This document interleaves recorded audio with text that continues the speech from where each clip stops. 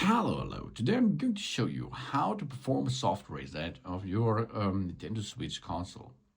Nintendo Switch console has a problem, for example. That means you cannot move over your screen by touch or by the controller. It does not have any response or something else.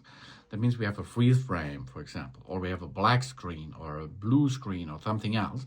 It does not have any function anymore, but it is still running, okay?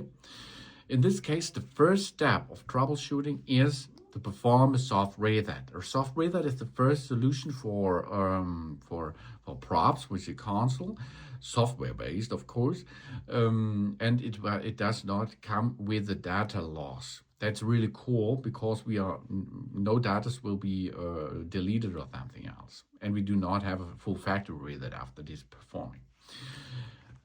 We are looking on top of the console there. There is a power button over there. This is the power button, okay? There is a symbol, the power symbol on it. And if we push and hold this power button for approximately 12 seconds, I push and hold it for now 12 seconds. And after these 12 seconds, I release that button. The console should make a soft reset, of course. Soft reset means it is rebooting the system, and after or while it is rebooting, the RAM, random access memory, and so on will be cleared.